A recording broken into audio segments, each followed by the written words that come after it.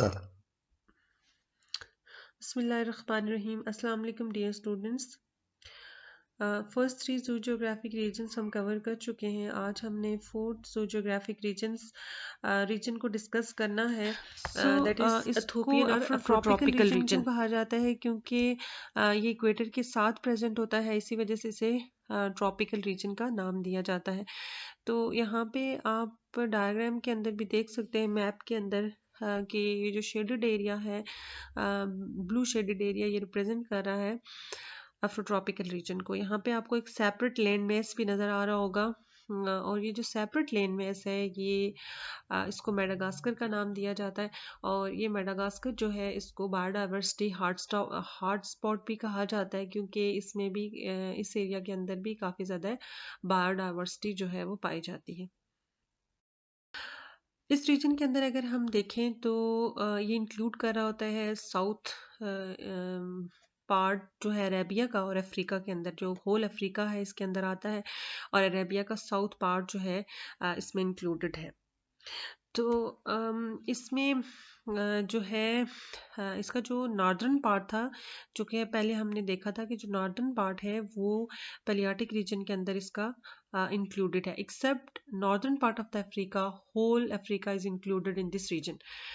और ये रीजन जो है नेक्स्ट 4 इसको सब रीजन्स में डिवाइड किया गया है। जैसा कि आपको डायग्राम के अंदर भी देख सकते हैं कि हमारे पास ईस्ट अफ्रीकन सब रीजन आता है, जो कि ग्रीनिश एरिया से रिप्रेजेंट हुआ है।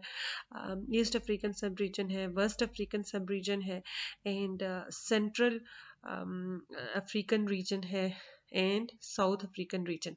और फोर्थ जो है वो मले सब रीजन है, जिसमें मेडागास्कर आइलैंड आ रहा है। और मेडागास्कर आइलैंड जो है, इसमें फर्दर जो है मोरेशियस आ जाता है, वो भी इसी के अंदर मेडागास्कर के अंदर इंक्लूड है। वो भी एक आइलैंड है, मोरेशियस या कोमरो, वो भी आइलैंड है, वो भी इसी के अंदर इंक्लूडेड है मेडागास्कर के अंदर। नेक्स्ट यहाँ पे आप देख सकते हैं, जैसा कि हमने कहा था कि सऊदी अरेबिया का कुछ पार्ट भी इंक्लूडेड है इसके अंदर, इस रीजन के अंदर। और सऊदी अरेबिया का कौन सा पार्ट इसके अंदर इंक्लूडेड है? जो यमन है, जो कि ईस्ट साइड पे प्रेजेंट है। इस रीजन के अगर हम देखें तो ईस्ट साइड पे प्रेजेंट है, या आप कह सकते हैं कि जो साउथ पार्ट है, सऊदी अरेबिया का ये साउथ पार्ट है, जो कि इस रीजन के अंदर इंक्लूडेड है। और इन दोनों रीजन्स के अंदर आप देख सकते हैं कि जो रेड सी है, ये इनको सेपरेट कर रहा है। और यहाँ पे खलीज अदन है, जो यहाँ से इसको यमन को, और ये जो रीजन है रेस्ट ऑफ इथोपियन रीजन से इसको सेपरेट कर रहा है। यहाँ पे आप अगर इसकी बाउंड्रीज देखें तो जो अफ्रोट्रॉपिकल रीजन है वो न्यू ट्रॉपिकल रीजन से अटलांटिक ओशन के थ्रू सेपरेट हुआ हुआ है। और अगर इसको देखें कि जो इंडो मलाया ओरिएंटल रीजन है, उससे ये इंडियन ओशन के थ्रू ये सेपरेट हुआ हुआ है। और इसका लैंड कनेक्शन सिर्फ पैलियाटिक रीजन के साथ है। और पैलियाटिक रीजन में भी ये सेपरेट हुआ हुआ है सहारा डेजर्ट के साथ। सहारा डेजर्ट जो है, इससे ये सेपरेट हुआ हुआ है। तो मैंने आपको बताया था कि ये जो है यहाँ पे, ये इस साइड पे जो है साउथ नॉर्थ पोर्शन आ जाएगा अफ्रीका का, और नॉर्थ पोर्शन जो अफ्रीका का है वो भी पैलियाटिक रीजन के अंदर इंक्लूडेड है। अगर हम इसके फिजिकल फीचर्स की बात करें तो इसमें इसका टेम्परेचर, क्योंकि जैसा कि पहले भी हमने देखा कि वो इक्वेटर के साथ है, और इक्वेटर के साथ जितनी भी कंट्रीज होती हैं वहाँ पे टेम्परेचर काफ़ी ज़्यादा हाई होता है। तो इसमें टेम्परेचर जो है इस यहाँ पे काफ़ी ज़्यादा हाई होता है। और अफ्रीकन रीजन की अगर बात की जाए, क्योंकि एनिमल की डिस्ट्रीब्यूशन, या आप देख सकते हैं कि जो कलर कम्प्लेक्शन होता है, अगर आप अफ्रीकन का देखें तो वो काफ़ी डार्क होता है। और उसकी रीज़न भी यही होती है कि वहाँ पे सनलाइट जो है वो बहुत इंटेंस होती है, इक्वेटर के साथ जितने भी रीजन्स होते हैं। तो इसमें जो है जनवरी के महीने में अगर टेम्परेचर देखा जाए कि 20 से 30 डिग्री सेल्सियस तक इनकी काफ़ी ज़्यादा गर्मी होती है यहाँ पे। अगर हम यहाँ पे अपने सीज़न की बात करें तो उसके निस्बतन ये टेम्परेचर जो है वो बहुत ज़्यादा है जनवरी फरवरी के महीनों में। और यहाँ पे लार्ज फॉरेस्ट हैं, big river, high mountains, vast grassy plains, और ट्रॉपिकल फॉरेस्ट भी यहाँ पे प्रेजेंट है। और यहाँ पे देख सकते हैं कि इक्वेटर के साथ जो एरिया है वहाँ पे कुछ ट्रॉपिकल फॉरेस्ट भी प्रेजेंट है। यहाँ पे अगर फाना की बात की जाए तो लाइक नियोट्रॉपिकल रीजन, यहाँ पे भी ये एंडेमिक फैमिली या एक्सक्लूसिव फैमिली के हवाले से काफ़ी रिच रीजन जो है वो ये माना जाता है। 161 फैमिलीज टेरेस्ट्रियल वर्टिब्रेट्स की यहाँ पे प्रेजेंट है। श्रीव्स, माइस, रैबिट, कैट, डॉग, स्क्विरल्स जो हैं ये वाइडली डिस्ट्रीब्यूटेड हैं थ्रू आउट द रीजन।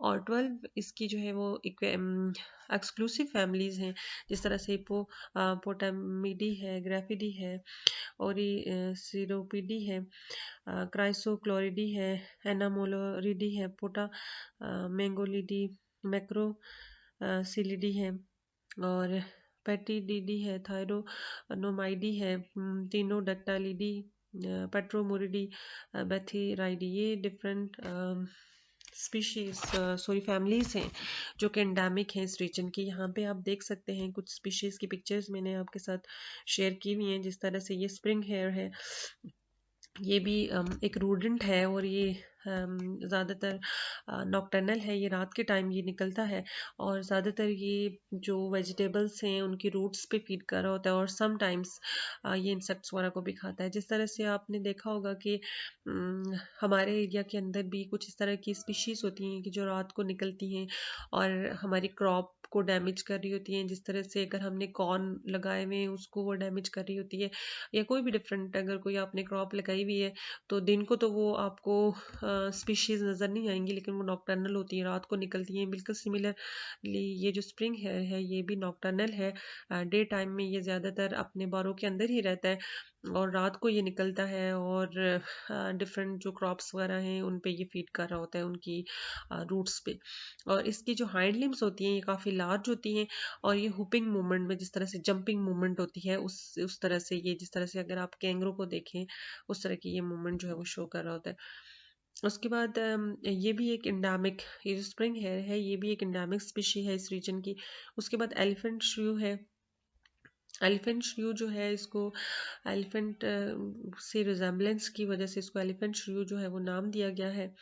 और उसके बाद ओटर श्रू है।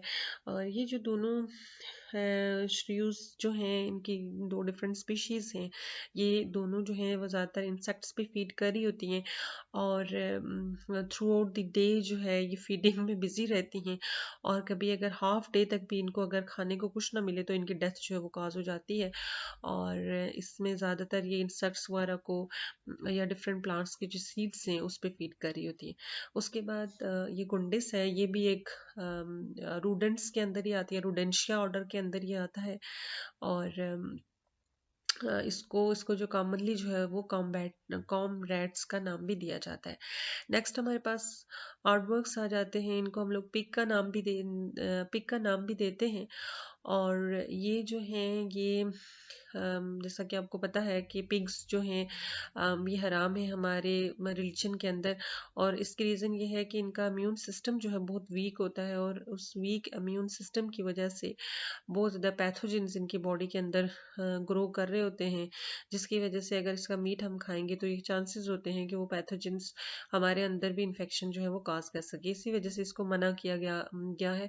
और आजकल फॉरेन कंट्रीज में भी इस चीज़ पे काम हो रहा है कि ये जो एडवर्क्स है इसकी ईटिंग को बैन किया जाए, क्योंकि इससे काफ़ी ज़्यादा हार्मफुल जो हैं वो चीज़ें मतलब हेल्थ इश्यूज जो हैं काफ़ी ज़्यादा अराइज हो रहे हैं इसकी ईटिंग की वजह से। नेक्स्ट जो है gorillas, chimpanzees, zebra, antelope, bovines, giraffidae, monkeys, lion, leopards, rhinoceros, elephant, hyenas, ये जो हैं ये कॉमन हैं इस रीजन के अंदर। ये जो एंटीलोप्स हैं ये किसी एक सिंगल एनिमल का नाम नहीं है, बल्कि ग्रुप ऑफ एनिमल्स हैं। जितने भी इवन टोड रूमिनेंट्स हैं वो एंटीलोप्स के अंदर इंक्लूडेड हैं, और ये भी फैमिली बॉविडी के अंदर इंक्लूडेड है एंटीलोप भी। जितने भी रूमिनेंट्स होते हैं, जितने भी जगाली करने वाले जानवर होते हैं वो फैमिली जो है बॉविडी में इंक्लूडेड है। बॉविडी फैमिली में हमारे पास गोट्स हैं, शीप्स हैं, कैटल्स, ये सारे आ जाते हैं। उसके बाद ये दो डिफरेंट स्पीशीज आपको रिनोसेरास की नजर आ रही होंगी।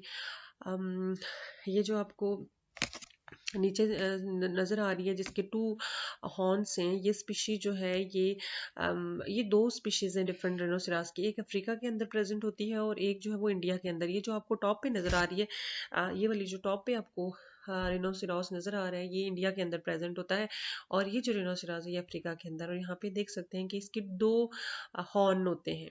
राइनो राइनो जो है उसको मीनिंग होता है नोज, और सिरस जो है उसमें जो हॉर्न होता है उसको सिरस का नाम दिया जाता है। तो जो अफ्रीकन रिनोसेरास है उसके 2 हॉर्न्स होते हैं, बल्कि जो इंडियन रिनोसेरास है उसके 1 हॉर्न होता है। उसके बाद बर्ड्स की भी 6 फैमिलीज जो हैं वो एंडेमिक हैं। आप देख सकते हैं कि बड़े ब्यूटीफुल बर्ड्स जो हैं इस रीजन के अंदर प्रेजेंट हैं। इसमें ऑस्ट्रिचेस हैं, सिक्योरिटी बर्ड्स हैं, हैमर हेड्स हैं, crested turacos, mouse birds and helmet shrikes. ये जो बर्ड्स हैं इस रीजन के एंडेमिक। कॉमन बर्ड्स में cuckoos, owl, goat sucker, pigeon, parrots, pheasant, sunbirds, इनकोनिया पिग्स, ये इस रीजन के अंदर। रेप्टाइल्स जो हैं जैसा कि आपको पता है कि वहाँ पे जो अफ्रीकन रीजन है उसके साथ सहारा डेजर्ट प्रेजेंट है, और Sahara desert is one of the largest desert in the world.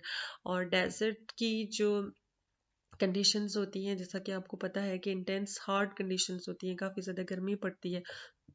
और इस तरह की जो कंडीशंस होती हैं ये जो रेप्टाइल्स होते हैं उनके लिए फेवरेट कंडीशंस होती हैं। इसी वजह से काफ़ी ज़्यादा डिफरेंट टाइप की रेप्टिलियन स्पीशीज़ भी जो है इस रीजन के अंदर प्रेजेंट होती हैं। जिस तरह से ये कैमलियन है, कैमलियन जो है ये आपको नज़र आ रही होगी, ये एंडेमिक है इस रीजन की। और कैमलियन को अगर देखा जाए तो कैमलियन की आज तक वर्ल्ड में 50 डिफरेंट स्पीशीज़ जो है वो आइडेंटिफाई हो चुकी हैं, और उन 50 स्पीशीज़ में से 46 स्पीशीज़ जो हैं वो साउथ यहाँ पे अफ्रीकन रीजन के अंदर, इथोपियन रीजन के अंदर प्रेजेंट है 46 फैमिलीज। उसके अलावा यहाँ पे गिर्डल लिजर्ड्स हैं। यहाँ पे आप देख सकते हैं कि ये लिजर्ड जो हैं इसकी बॉडी के ऊपर स्केल्स जो हैं ये प्रेजेंट हैं, और ये कभी अगर ख़तरा महसूस करे तो ये रोल हो जाती है और अपने स्केल्स को बहुत प्रोमिनेंट कर लेती है अपने आप को प्रेडेटर से प्रोटेक्ट करने के लिए। उसके बाद यहाँ पे आपको वाइपर बोस नज़र आ रहा होगा। ये स्नेक जो है ये काफ़ी अग्रेसिव स्नेक होता है और बहुत पॉइजनस भी होता है। ज़्यादातर जो लेंथ में काफ़ी लार्ज लेंथ में जो स्नेक्स होते हैं वो इतने पॉइजनस नहीं होती, लेकिन जिनकी लेंथ बहुत शॉर्ट होती है, 1 to 2 फीट इसकी लेंथ होती है, ये काफ़ी पॉइजनस और बहुत अग्रेसिव स्नेक होता है। और स्नेक्स की और रेप्टाइल्स की काफ़ी डिफरेंट स्पीशीज़ जो हैं ये अफ्रीका के अंदर प्रेजेंट है। एम्फीबियंस इसमें ज़्यादातर फ्रॉग्स एंड टोड्स जो है इस रीजन के अंदर प्रेजेंट है। जो टेल्ड एम्फीबियंस होते हैं या ट्री फ्रॉग्स हैं ये इस रीजन के अंदर प्रेजेंट नहीं है। इसमें एक जो फैमिली है डक्टिली 3D, ये इसमें क्लॉड फ्रॉग्स आते हैं, ये इस रीजन की एंडेमिक फैमिली है। के बाद फिशेस जो हैं 3 डिफरेंट ग्रुप्स हैं फिशेस के जो इस रीजन के अंदर कॉमन है। वो है पोलीपट्रस, मोरमेरिड्स एंड प्रोटोपेट्रस। ये कुछ ग्रुप्स हैं फिशेस के जो इस रीजन के अंदर कॉमन है। इस रीजन को अगर देखा जाए तो यूनिक फैमिली, एंडेमिक फैमिली के हिसाब से ये सेकंड नंबर पे आती है। फर्स्ट नंबर पे जो है वो न्यूट्रॉपिकल रीजन है कि उसमें सबसे ज़्यादा बायोडाइवर्सिटी पाई जाती है। 8 फैमिलीज जो है ये ओरिएंटल रीजन के साथ शेयर कर रहा होता है, जिसमें मंकीज हैं, एलिफेंट की फैमिली है, रिनोसिरोज है या पेंगोलिन्स है। और इसमें कोई भी ये मैमल जो है ये नियाटिक या न्यूट्रॉपिकल रीजन के साथ शेयर नहीं कर रहा होता। फिश, एम्फीबियंस, रेप्टिलियन फाना जो है ये न्यूट्रॉपिकल और ओरिएंटल रीजन के साथ ये शेयर कर रहा होता है। और इसका बर्ड्स और जो मेमेलियन फाना है वो जो है वो काफी सिमिलर है ओरिएंटल फाना के साथ। And that's all.